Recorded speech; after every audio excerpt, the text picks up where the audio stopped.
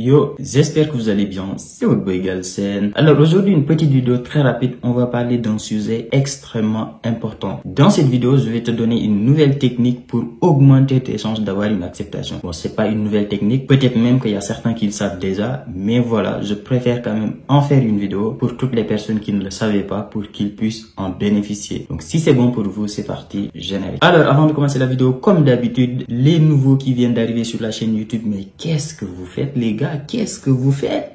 Vous êtes plus de 48% à regarder les vidéos et vous n'êtes pas abonné. C'est juste un petit bouton à cliquer. Donc, n'hésitez pas à le faire. C'est la seule manière que vous avez de nous remercier. Nous, on fait des vidéos pour vous aider. Vous, c'est la seule manière que vous avez de nous remercier à continuer à faire des vidéos. Donc, n'oubliez pas de le faire. Ça fait plaisir. Alors, si vous postulez pour venir continuer vos études en France, Campus France vous demande de mettre vos bulletins du premier et du second semestre des 3 dernières années, plus l'année en cours. Bulletin du premier semestre et du second semestre, ce n'est pas négociable. Donc arrêtez vos messages sur Instagram de oui, moi sur mes 2 bulletins, il y a un bulletin où j'ai des mauvaises notes, est-ce que je peux juste mettre le second semestre parce que sur le premier semestre j'ai pas une bonne note? Non frère, on t'a dit premier et second semestre des 3 dernières années, c'est pas négociable. Donc arrêtez ces questions là de vouloir tout le temps des magouilles, etc. Non, premier et second semestre des 3 dernières années plus ton certificat de scolarité de l'année en cours. Si tu es en terminale, tu mets uniquement tes bulletins de seconde et de première, et ensuite tu vas mettre ton attestation d'inscription de la terminale, et quand tu auras tes bulletins de la classe de terminale, tu vas contacter Campus France pour les ramener. Donc ça, ce n'est pas un problème. Donc Campus France vous demande vos bulletins des 3 dernières années plus l'année en cours. Maintenant, ce qu'il faut savoir et qui est extrêmement important, c'est que ça, c'est le minimum que Campus France vous demande, c'est-à-dire c'est ce qu'il faut,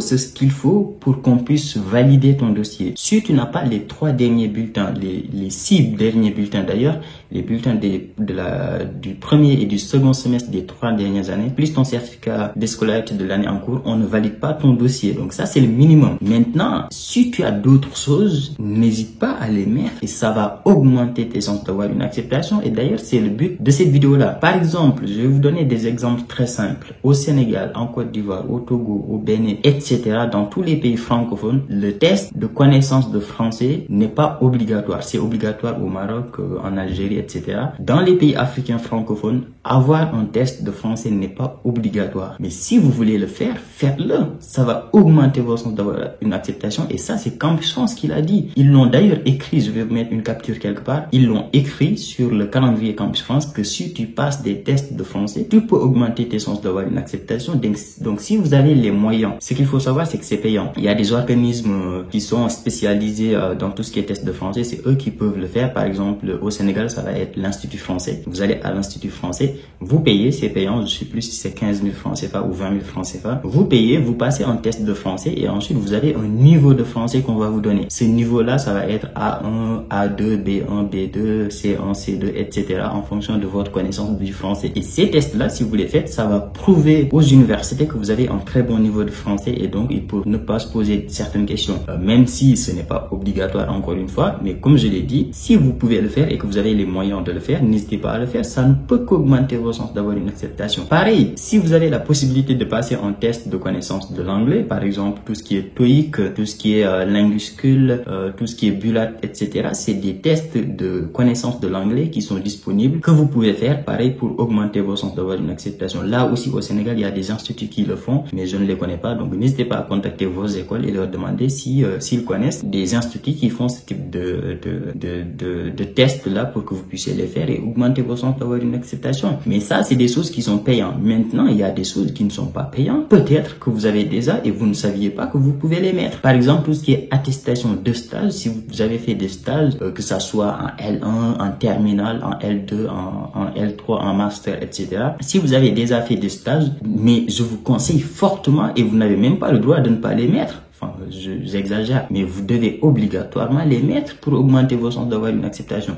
Campus France ne vous demande pas forcément de les mettre, mais mettez-les. Ça ne peut qu'augmenter vos chances. Tout ce qui est stage. Pareil, si vous faites partie d'une association qui est très connue au Sénégal, et vous avez une carte de membre, etc., mais mettez-le. Ça augmente vos chances d'avoir une acceptation, je vous promets. Donc, tout ce qui est attestation d'une association, ou bien vous avez fait du bénévolat, dans un domaine quelconque et vous avez une attestation qui vous a été remise, mettez-le dans votre dossier. Ça ne peut qu'augmenter vos chances. Tout ce qui est attestation, carte de membre d'une association quelconque, après il faut pas mettre les associations des jeunes de Guédiawaye, association des jeunes de Pikine, etc. Enfin, ces associations-là qui servent à rien du tout.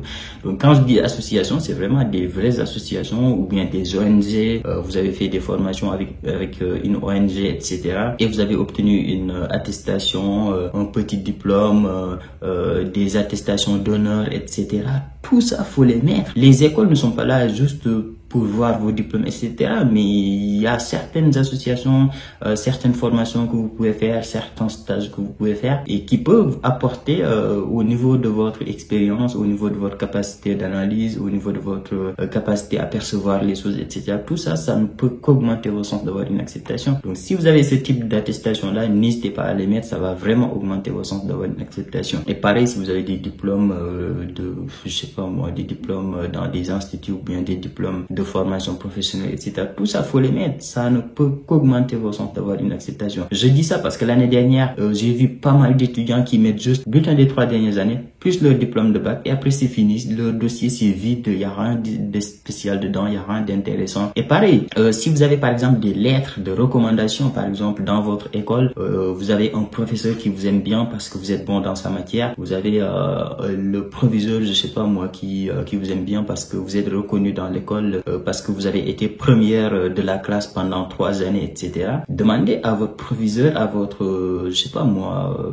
le chef de l'école, etc. Dites-lui de vous faire une attestation comme quoi vous êtes un bon élève qui a été premier pendant 3 ans dans l'école, etc. Des tableaux d'honneur. Enfin, je sais plus si ça existe maintenant, mais moi, par exemple, je me rappelle, je l'ai eu quand j'étais en CM2.